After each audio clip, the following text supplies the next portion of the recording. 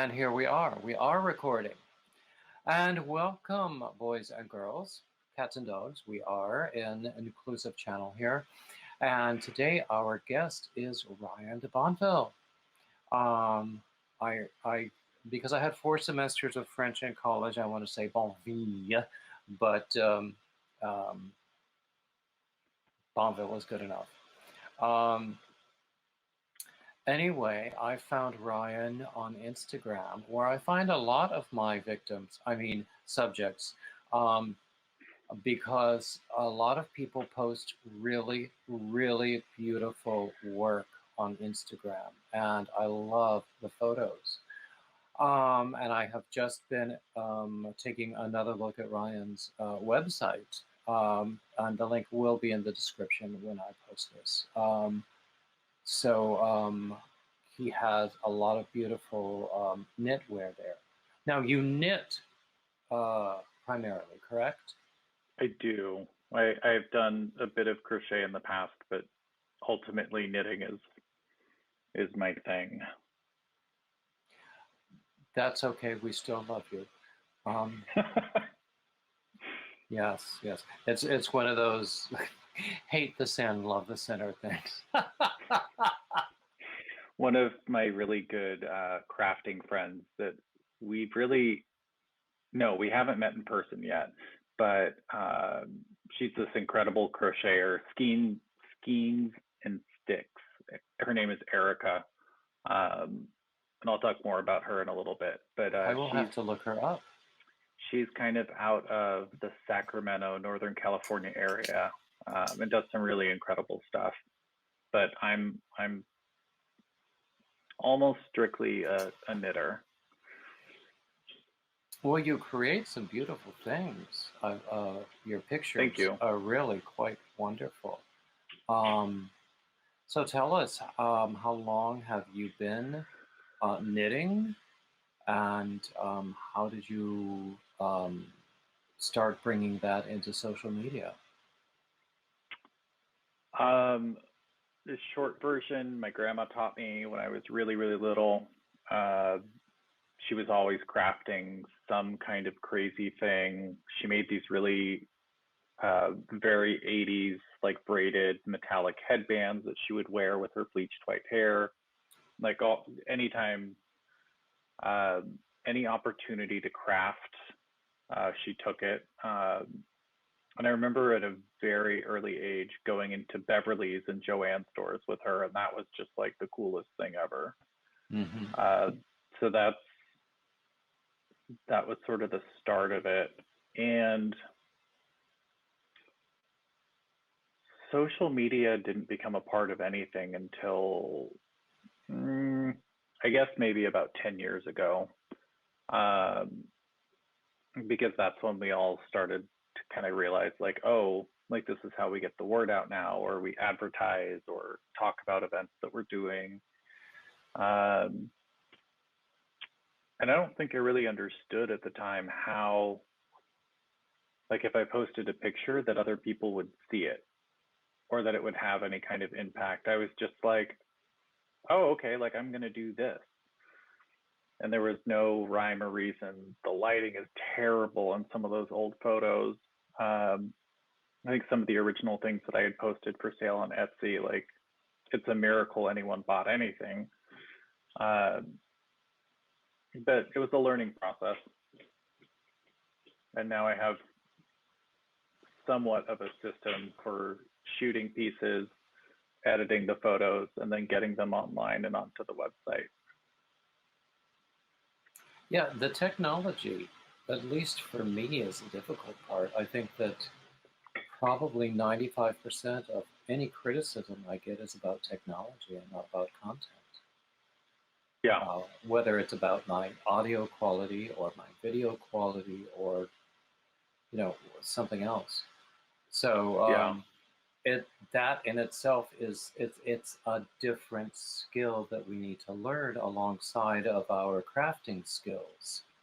Right. And I agree. All of them are learning curves. Yeah, I think with the social media part of it too, you have to be really careful, because if I spend all this time making this piece by hand, or however I made it, if I post a not great picture of it, like, what's the point? I think someone on the other end is not going to think very highly of my work or my name or my product if what they perceive online isn't great.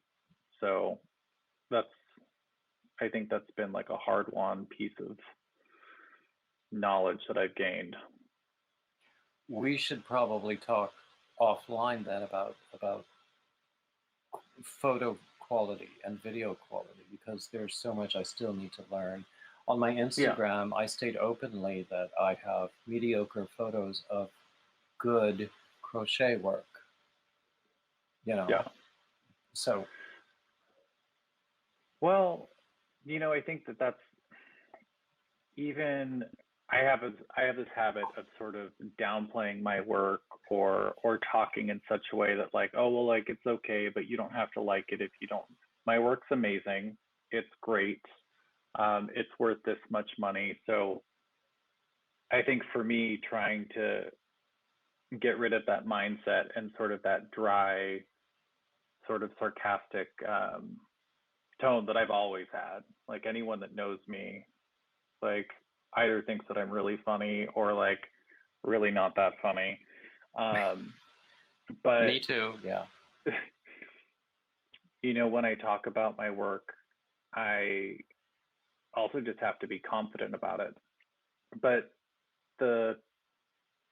I guess for photos, like, my easiest trick is I figured out that on my patio in San Francisco from 8 a.m. to 10 a.m.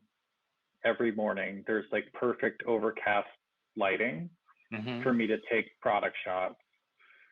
And then from there, I go ahead and edit those, take out the background. And there's a really simple app called Canva, Canva. I have seen Canva. It can be a little tricky sometimes. It's sort of like Adobe Photoshop for beginners, I guess. And then for social media, depending on what I'm doing, I use later.com, which is a scheduling software. And they kind of tell you what hashtags are working for you, what hashtags aren't. Like, I thought for years that hashtag knitters of Instagram was the thing that was going to get me tons of traffic, because that's what I read in a book once or on a blog, and not at all. There's like millions of impressions, and whenever I use that hashtag on a post, it just gets lost in the shuffle. So for hashtags, it looks a lot like anything with under 10,000 impressions. I get tons of traffic from that. And then I think lastly, there was a woman that I was working with in Los Angeles who talked about this 4-post repeat of, like, it really could be anything, but for me, what that looks like is a work in progress shot, a video shot, and the video historically will be of me knitting something really up close, so you just see my hands. The third picture is going to be a finished product shot, and the fourth picture is going to be a picture of, in a perfect world, me wearing something that I made, or a picture of somebody else wearing something that I made. And that's worked out really well for me, because I don't, it's pretty easy to get overwhelmed and be like, oh, well, this is happening today, I have to like participate. And, then you post something that just doesn't really feel genuine or true to your brand or whatever you're trying to do on the platform. Okay.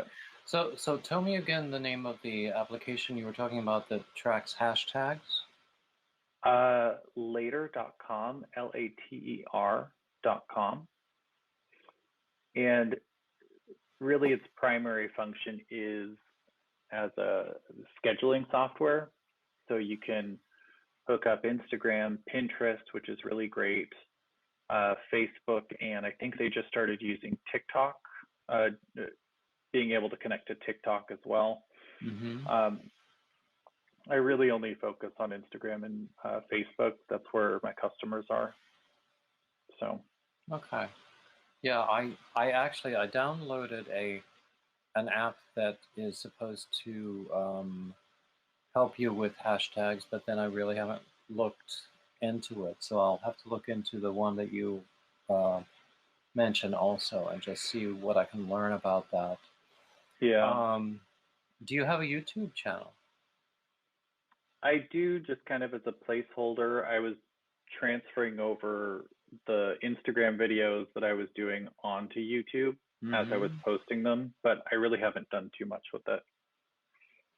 Do you envision yourself expanding that YouTube presence? Not currently, but there may be something to do with that in the future. I'm all about sort of trying to stack sort of your, I guess, like collateral, like your photos and your videos, Mm-hmm. and trying to use them on different platforms because it takes so much work to set up anything. It's good if we can use it a couple of times at least. Exactly, exactly. Reuse whatever capital you have. Use it in as many ways as you possibly can. And I know you talked about YouTube with a couple of people. I watched a few interviews this morning, Yeah. Mm-hmm. but one of the things that I understand is that Google it's been a while, but they purchased YouTube. Mm-hmm. And in theory, or what I've sort of seen in the last year, is that if you have a YouTube channel and you're posting more videos, that your website gets a bit of a higher ranking within Google search. So, in terms of SEO and just people trying to find your website or your products, like you have a more likely chance of being found Mm-hmm. easily. Exactly. And yeah, I have the YouTube channel. I have two different blogs through Google. One is crochet related and one is opera related. And Yes. all three of them are linked to my Google AdSense account. Okay. I haven't seen the first dollar yet, but Right. maybe one day. It's good to have a dream. Um, so yeah, enough. Everything is interrelated now. Yes. I think, and if you look at YouTube, if you look at Instagram, you can't escape TikTok, even if you want Right. to. I have not gotten onto TikTok, but you mentioned it. Have you done any TikTok?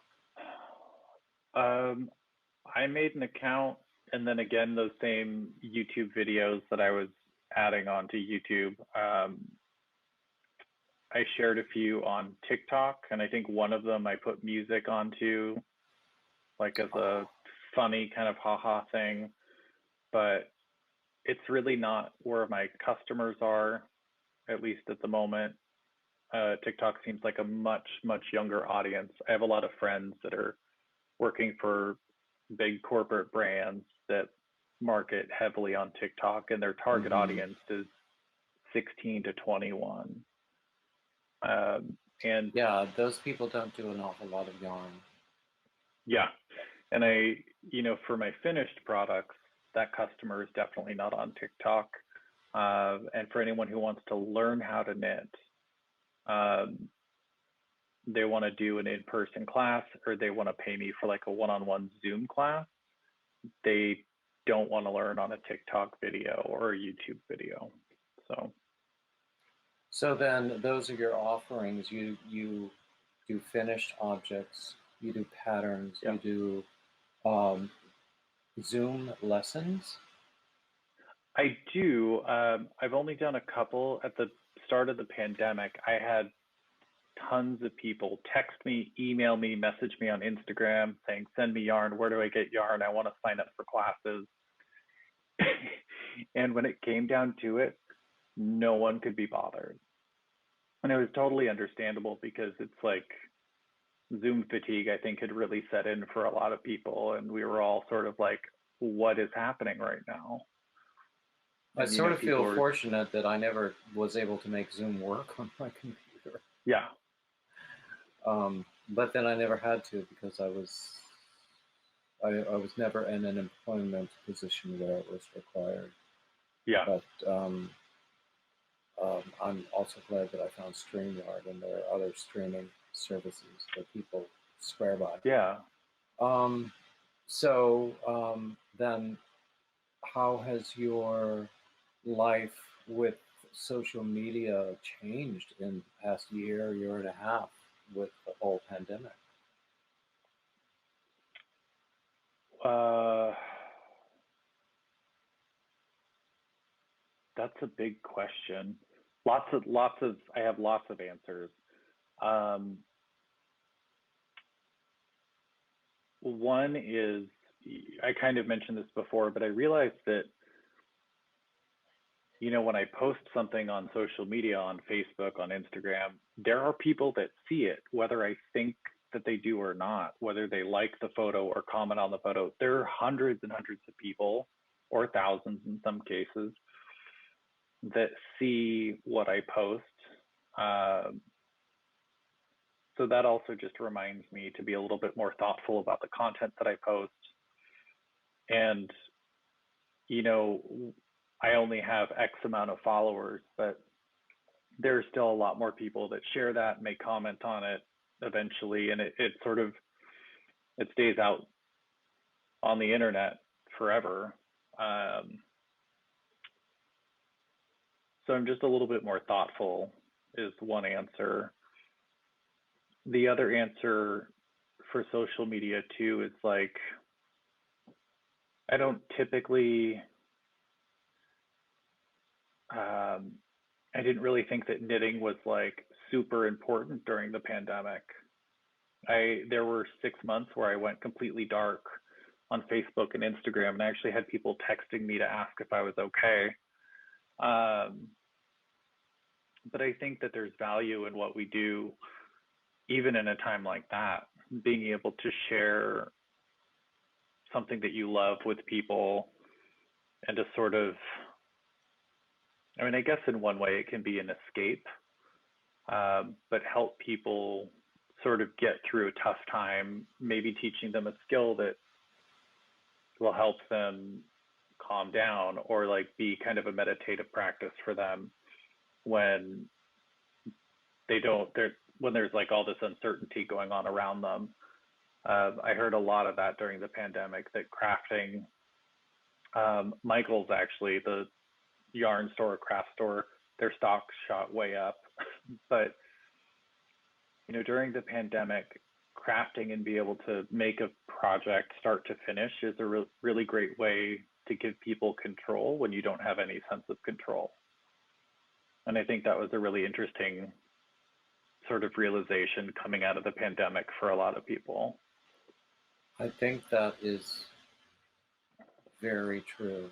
And many people I have spoken with in this very space, with these interviews with men, have spoken about the meditative and the healing aspect of doing their yarn work. And some people even call it a prayerful practice. Yeah. And it has been for me, I'll have to say. So it's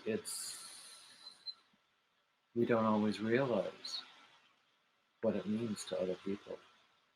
Right. Now, have you had stories where people have reached out to you and said that, oh, this one video or this one pattern or this one finished object has meant so much more to them than you imagined?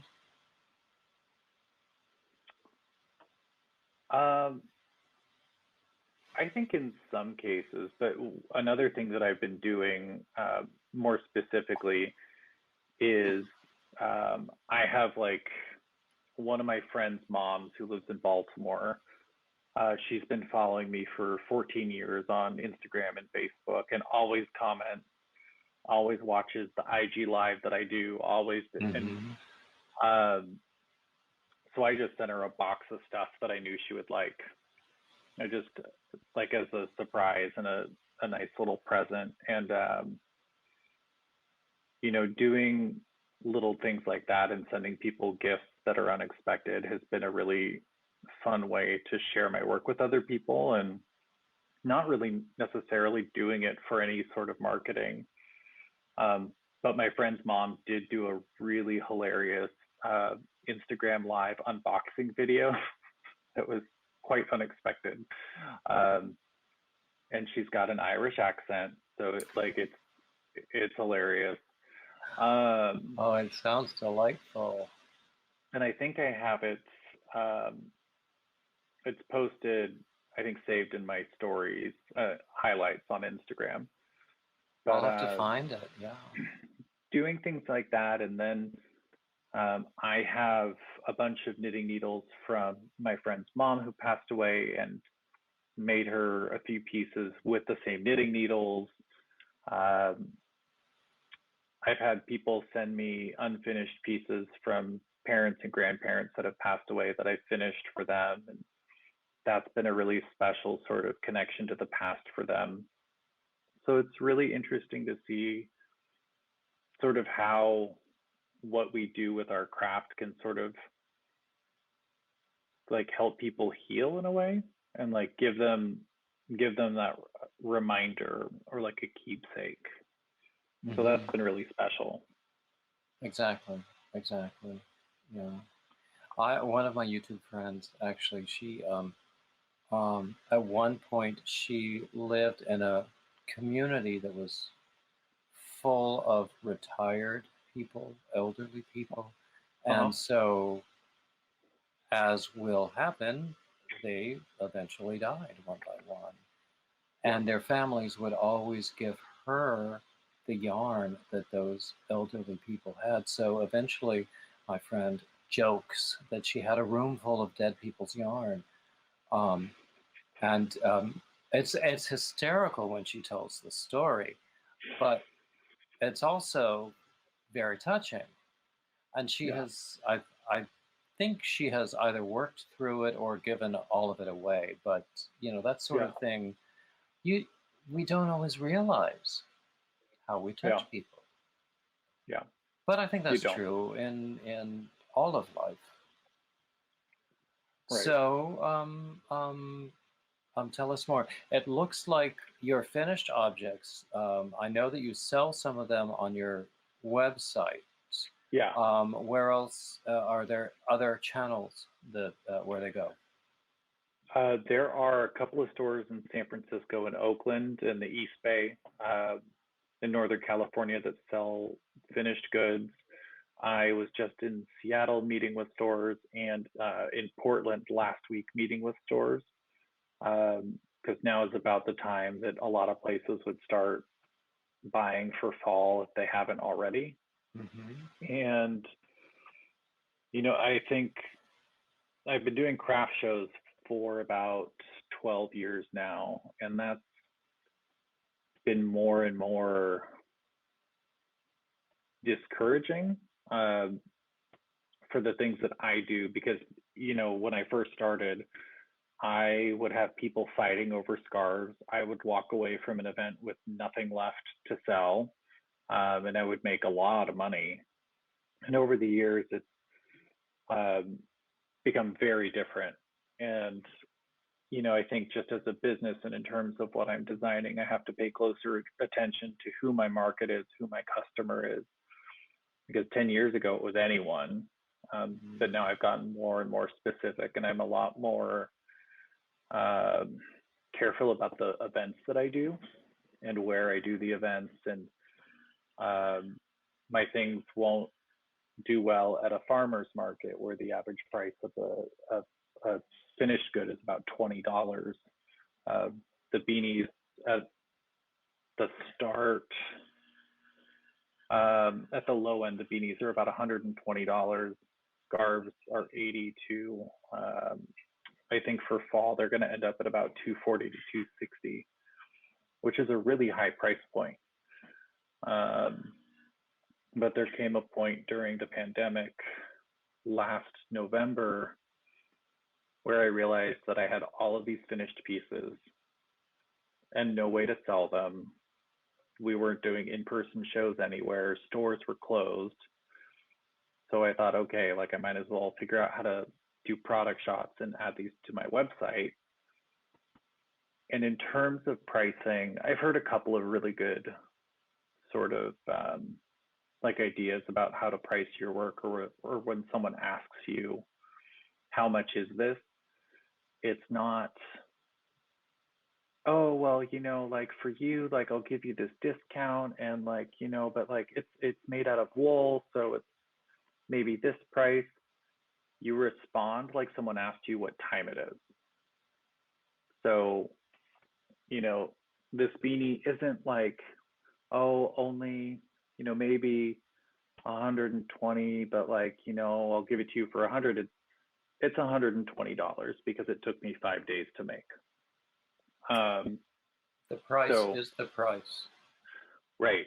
And that, I had this big internal struggle about pricing for a long time, because if someone doesn't buy something, I thought that that meant that they didn't like me personally. And that's not true at all.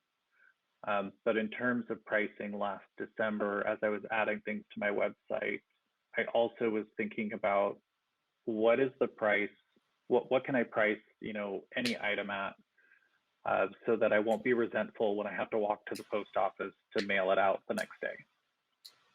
And that's also been a really helpful sort of like emotional check-in for myself about pricing. I think that's a good test. Am I going to resent this sale when Yeah. I send it out? Yeah. I like that question. I mean, Yeah. that's one reason I don't sell my finished objects. I would rather give them away, because Right.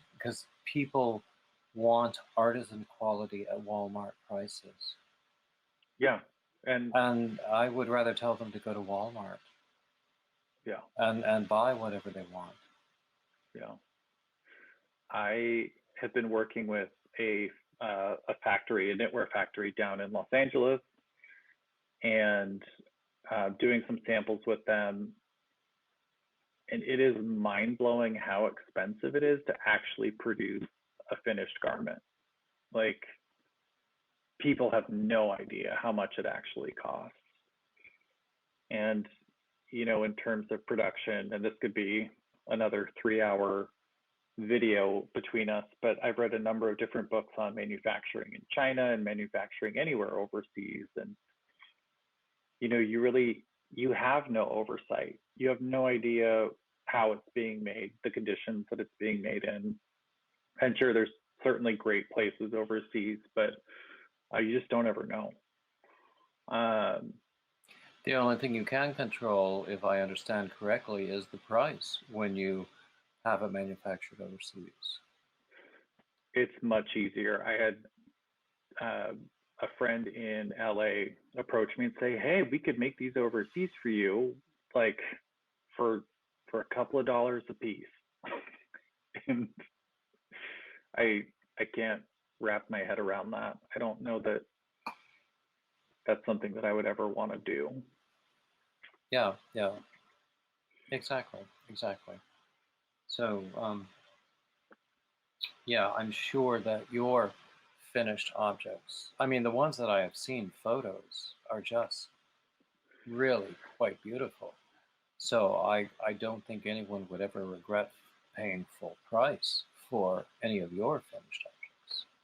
Yeah, that's sort of my final challenge, is the how do I communicate the hand, the feel, the fit of each item through this screen, because I don't have a problem selling the pieces when someone can reach out and grab them off of the table. Um, so still working on that, but So now that some of the restrictions have lightened up, are you going back to live events? I am actually. I just booked a series of 4 shows for through the end of the year with a place north of San Francisco called the Mill Valley Lumber Yard in Mill Valley, Marin I've County. heard of Mill Valley. Yeah, beautiful place, great people up there, some great shops around where I'd be setting up. Beyond that, I really want to work on working with different retail stores and hosting events with them. I've done really well with retail events in the past. Now, and as then, far as the retail outlets that you seek, they're going to be the boutique-like shops, the individual retailers, yeah, or okay, is there a geographical concentration, or would you want to spread it out, perhaps across the country? um, anywhere that wants to do business with me, I'm happy. I'm happy to respond to emails. Also, anywhere that it obviously gets colder. Um, I was just in Portland right after they had a 105-degree heat wave. But even during a heat wave, my stuff does really well there because everyone knows it's going to get cold soon. Mm-hmm. It won't stay that hot forever. Yeah. So Portland's always been a great market. Chicago, New York, yeah. Boston. Yeah. I used to live in the New York City suburbs, and I would wear my scarves and sweaters and hats all the time, and I would Yeah, get compliments on my scarves. Most of them were like made from like scrap yarn. yeah, But now I'm in coastal North Carolina, and it yeah, does get cold, but not as cold. yeah, But I'm still making the same stuff because I can't yeah. stop. I'm sort of compulsive that way. Um, Oh, well, and I know we're kind of running over-ish. Did we have a time limit Not for really, this? no, not No? at all. Oh, great. You had mentioned in some other interviews too, people have like very strong opinions about yarn, um, which I always laugh at because I kind of used to have that same view too, but uh, there's not anything that I won't use. It just depends on what the project is. There's I That makes a lot of Yeah, sense. Yeah.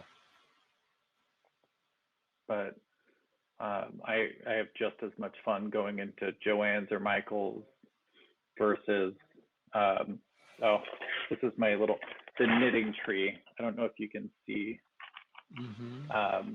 in LA is my local yarn store there. Um, I have this hand-dyed yarn and I show it like every day practically. I got yeah, this from Pawpaw Yarns, Daniel in Scotland, and I I'm like holding on to it for dear life because I'm waiting for the yarn to tell me what to make with it. Um, because when you do yeah, that, you sort of have, I think you understand. But yeah, otherwise, I've always been about the budget yarns. Although I think that yeah, my standards are slowly rising, but there are some yeah. yarns I don't ever want to use again. I um, I had a friend visiting from out of town a few years ago, and we went to go grab something to eat. And I was like, hold on a sec, I need to pop into the yarn store and get something, and then we can jump in the lift and go home. Hmm. And we're sitting in the back seat together on the way back to my house. And I had just taken the yarn out of the bag and I had it in my hands and I was staring at it. And my friend really sarcastically was like, are you waiting to have the yarn speak to you? I was mortified because that's exactly what I was doing. There's no shame Oh, in that. That is exactly what we have to do sometimes. but that's exactly my process. And sometimes Yeah. it takes 2 years, but You know, yeah, uh, I don't know what I'm going to do with that yarn. I have two hanks of it. It's yeah. really, really beautiful. And honestly, he and I created that colorway together. Um, Oh, cool. and it's called Ginger Bear. Is that cute or what? How is it fingering weight It is fingering weight. and about 400 yards Let's see. Each hank or something? it's 425 meters. Okay. Yeah, So give or take. What is that? 1 meter is 1.1 yards. So Yeah. each hank is going to be roughly 400 yards. So 800 Yeah. yards of this fingering weight yarn. And I just haven't figured out what to do with it. And I don't have to have an answer today. But I love it so much. My default for fingering weight yarn has been the veil beanie.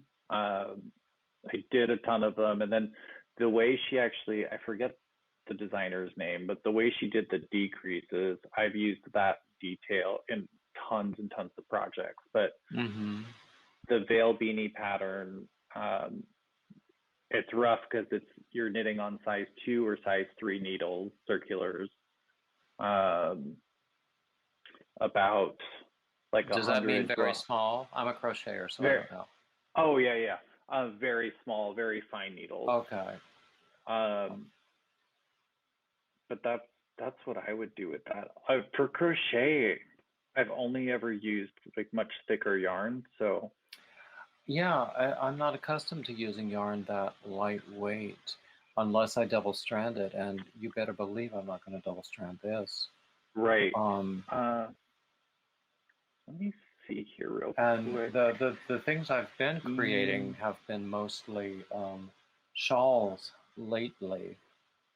I could do a fingering weight adaptation of any one of my shawl patterns. Yeah. Or I could create something new in terms of it. Oh my goodness gracious. I just had an idea.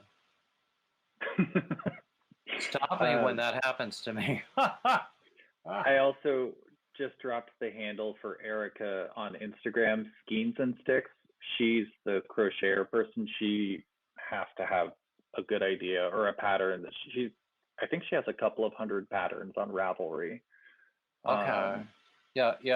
Email me that that link and any other links and photos you want me to include, and I will put them in the description and include the photos when I edit the video. Cool. Or do my best to do so. Sometimes I'm still learning movie editing, iMovie editing. I'm still learning a lot of this stuff, and it's hard. For me, I do enough to get by. Yeah. I'm about the yarn. I'm not about the technology. Yeah. Well, another helpful couple of apps or websites, I guess. Fiverr, Fiverr. Oh, I have used Fiverr, yes. And Upwork are really great for any sort of tech outsourcing that you could possibly do. I'm not sure about video. I'm sure there's a video editing person out there for you, but it's been really helpful for me for editing photos and stuff too.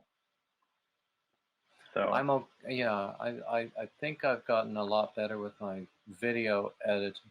I've used Fiverr in a bunch of different contexts.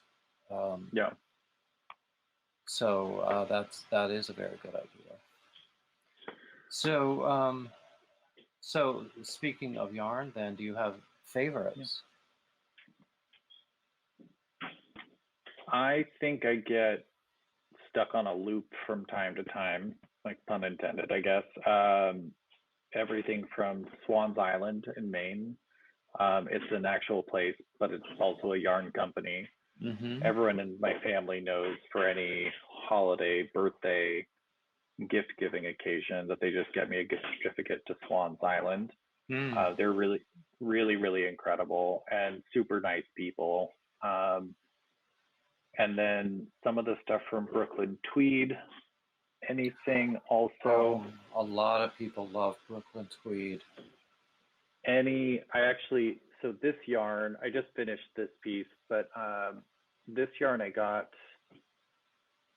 at a yarn store in Washington. I just walked in and they had a pile of all the skeins, and Hold I took that all up of it. closer to the camera. Yeah. I want to see the detail. That looks quite nice.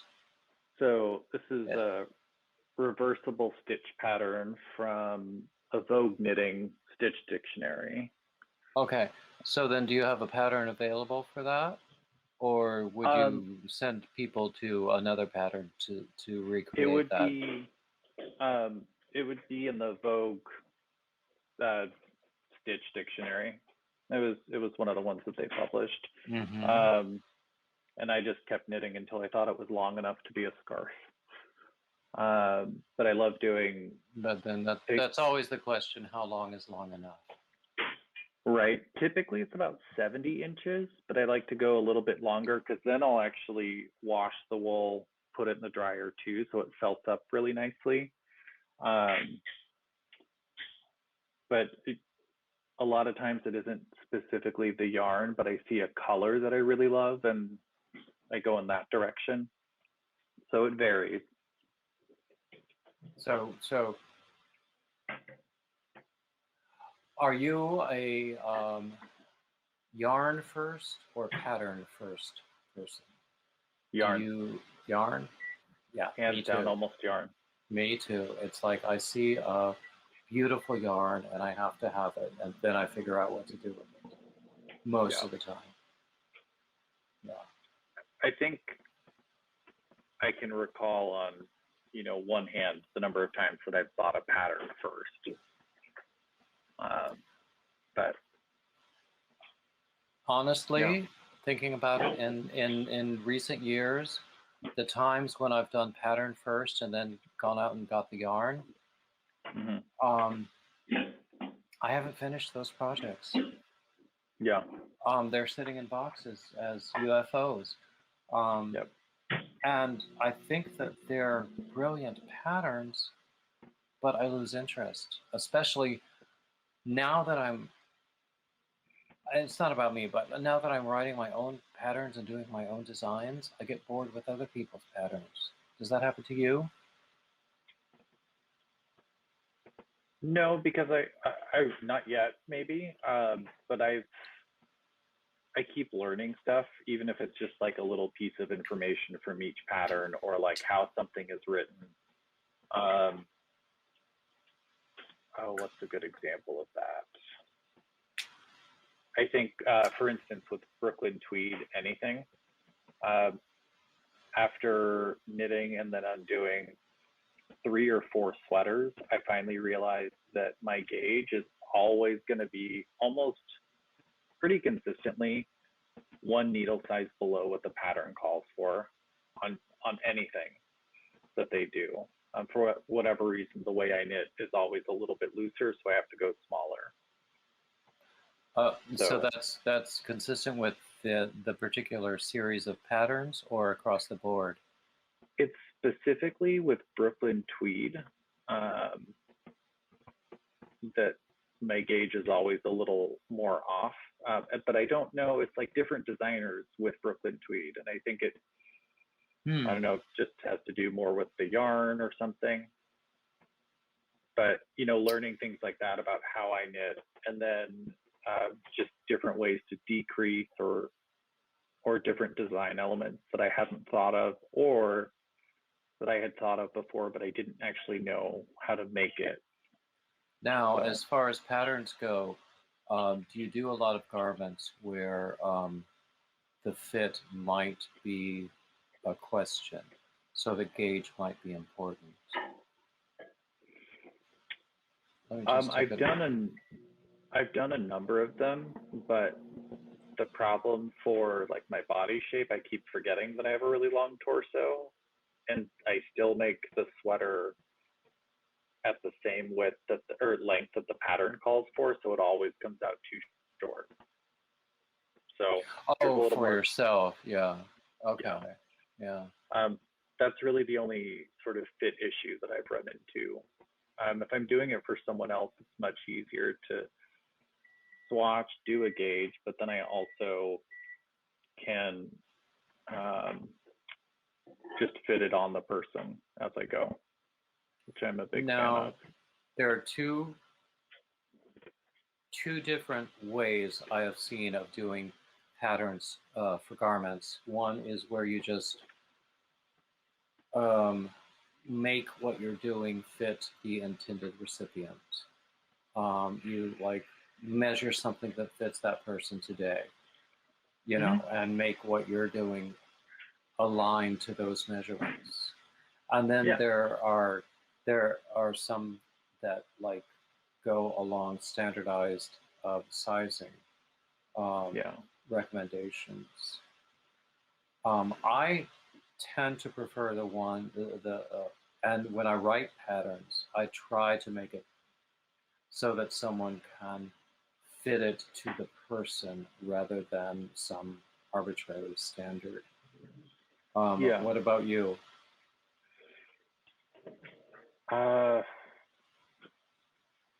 Any number of different ways, but I think the favorite so far for me has been fitting as I go. Like even if the person and I aren't in the same city, I'll ship the piece back and forth and have them do like a FaceTime check-in video and see like how it's draping and how it's hanging on them and all that sort of thing. And then I also have to oh, sorry, go ahead. No, I find that curious. You would send an in-process project to the recipient and then have them fit it and send it back to you. I have never heard of anyone doing that. I mean, of course, if somebody is nearby, you could have them do it in person, but I've never heard of anyone doing it online like that. And of course, it makes sense. It adds up too. It gets expensive. So, I mean, I'd rather not do that. But it's also, sometimes people get excited about seeing the work in progress and there's maybe a question about color and skin tone. And, you know, it helps me check in on that and just make sure I'm on the right track. Oh, speaking of color and skin tone, Lion Brand came out with this series this year that they call Skein Tones. And I haven't tried them yet, but it's actually a remarkable range of very subtle differences in colors. Have you used them? I have not used them. I think it's a brilliant move for them, just to come out with all those different skin tone colors. I think that's really great to be inclusive in that way. And I think I've loved Lion Brand. One of my first lines of sweaters that I did about 20 years ago now was made out of this 80% acrylic, 20% mohair blend that they now don't make anymore. But I made these big oversized turtlenecks. That sounds like it would be sort of fuzzy. Oh, they were very fuzzy. Lots of vacuuming was happening. Oh, I'm sure. Especially if you have a cat. I just started working, not just started, I think about 6 months ago, launched a project, and Lion Brand was the yarn partner for it, the Traveling Afghan project, and it involved 13 different designers. I had the second square, and we designed squares using 2 different colors of Feels Like Butter yarn, which is 100% polyester, which is a great yarn to use if you're going to make something for a baby. It's machine washable, really easy to care for, isn't terribly precious, I guess you could say. You know, you don't have to be too delicate with it. And then planning a few more different projects to take to Lion Brand to work with them again in 2022, I think. So I love Lion Brand. I hope Lion Brand is listening right now because I love Lion Brand. But And I love baby yarn. I love soft touch acrylic for baby blankets because they have to be washable. Yeah, Any kind of a baby thing, they have to be washable, or else I what's agree. the use? And Lion Brand has some amazing stuff out there. And anyone who Yeah. watches any of my videos knows how fond I am of the Lion Brand mandala capes. We could also just email the edited video to the Lion Brand marketing team. Let's do that. Why don't we? We could, you know, I've been Actually, accused of putting the T, what is it, the B, the T in subtle, the oh yeah, B.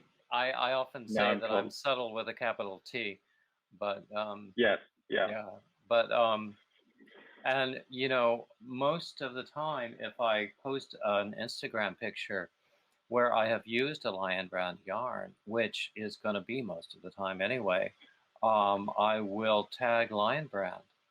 yeah, But no one good, has noticed. And I have this Hat Not Hate project going on, and yeah, I think they don't they've noticed that either. But it doesn't matter because it's about the hats and the project and the outcome for yeah. that. Well, I mean, in terms of social media and getting attention, we can, I think that could be another video, but I it would takes actually a love minute. to do another video with you because you're really Yeah, pretty darn interesting. thanks. This is, I was thinking about, um, my partner and I were over at our friend's house for dinner a couple of weeks ago as things started to open back up. Mm-hmm. And they decided to go have a drink down the street at this bar that had just opened up. And they were so Mm-hmm. excited to go. And I was like, okay, like I'll clean up at the house. Like you guys go have fun for like a drink and I'll see you in 30 minutes. They came back 4 hours later, brought home like friends from the bar. And this one guy, and at this point, it's like 1 in the morning. And this one guy introduced himself to me and he was like, "You're the knitter. I want to talk about yarn." And I was like, "Great, let's sit down. Do you have 4 hours? Like, I have plenty to talk about." Um, so yeah, I could talk about it for a while. That's I've Uh, had that sort of thing happen. A couple of weeks ago, I went to the optometrist, and because I needed, just a checkup. I was so afraid I needed new glasses because my glasses are very expensive because I'm blind. yeah, But fortunately, I didn't. But while I was sitting and waiting, I pulled out a project, and someone who worked there started a conversation with me, and it turns out she also is a very avid crocheter herself. yeah, And we have become great friends. And with my encouragement, she has launched her own YouTube channel doing crochet. that's great. So yeah, I mean, you never know.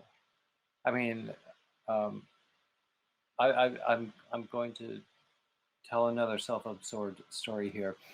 I can't tell you how many times I have pulled out a project and people have said, "Oh, I've never seen a man knitting before."